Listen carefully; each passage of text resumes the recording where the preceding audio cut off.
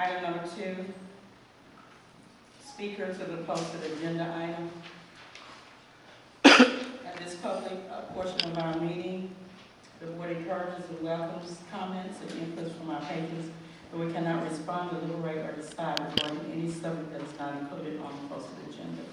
Please limit your comments to 5 minutes, and please refrain from mentioning an employee's name when voicing a complaint or concern, as board policy provides alternate procedures to the previous process and policies, GF local and DGBA local, to seek resolution to any complaints. The Superintendent's Office, Human Resources and Administration in general can assist you in finding those procedures online.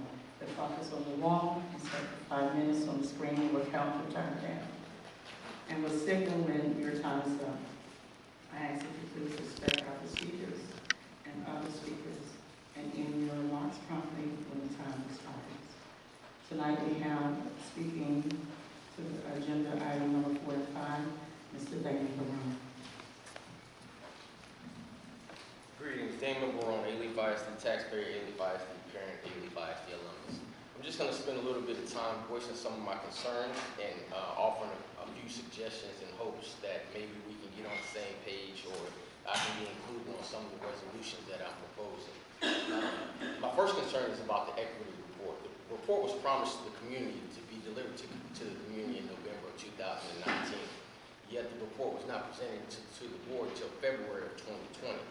So my concern is that we spent $95,000 on this report of taxpayer money, and it still has not been presented to the community. In 2018, we also used, and I say we, I'm talking about the district, we used taxpayer money for the risk load assessment, which goes into my second point on how these reports are being used. The last board meeting that we had, there was a waiver that was signed for professional development for teachers.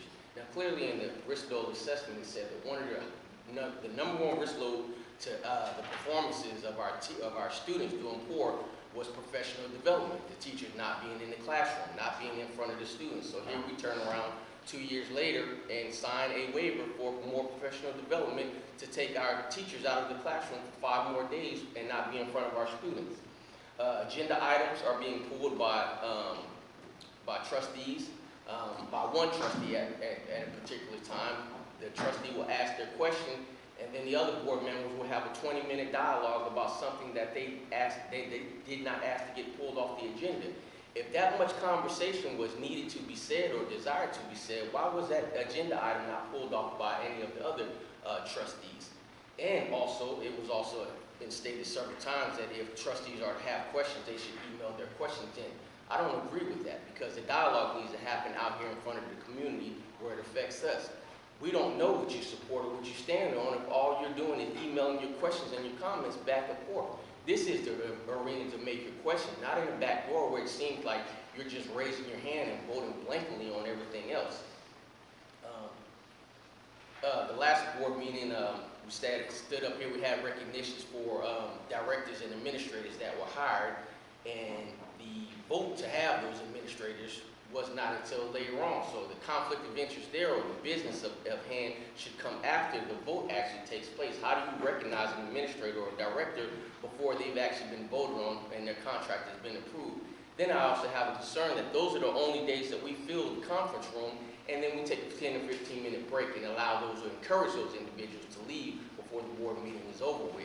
We should allow those individuals either take pictures before the board meeting, take pictures after the board meeting, but you should encourage them to stay here and see how the district is working, and then you all are doing such a great job, they should want to know what's going on at a board meeting outside of being recognized by the district. Well, I've heard a lot about the accountability rating and the STAR test, and my concern is that 32% of our 42,000 kids are reading at a 3rd grade level. Let me do the math for you. That's 13,000 kids. I would much rather hear about what are we going to do to get the rest of these kids reading on a 3rd grade level. Not 32% of 3rd graders, but 32% of all of our 42,000 students.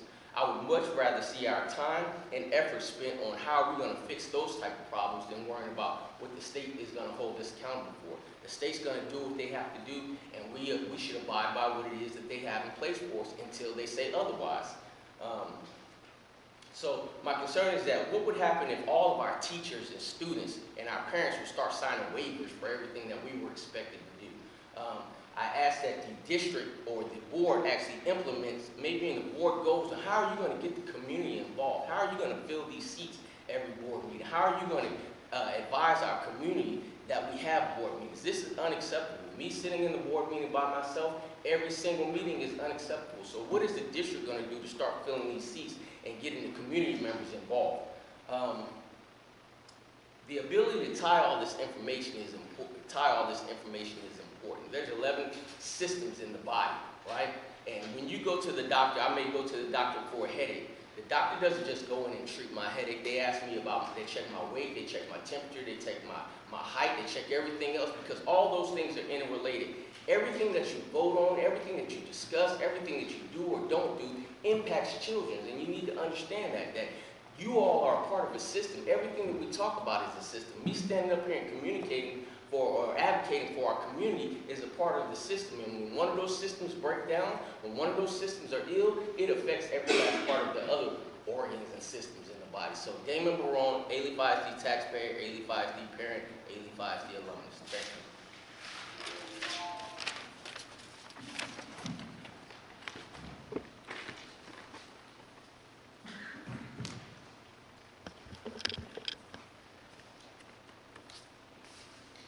Thank you, Mr. Barone. I kind of hesitated because and it doesn't require a response, but I just want the public to understand that before you started, this was speaking to the posted agenda, and you stated for items 4 and 5. So I was waiting to hear information about those two items. I ran out of time, honestly. Basically what it is, if we could get the committees, I've sat on several committees, and if we could get the committees to present and come in here, that would be great. I understand. I just wanted the public to understand that that's what I said before, and I want them to also be aware that I allowed it, even though it's not item number 4 and 5. I was getting to it. Thank you.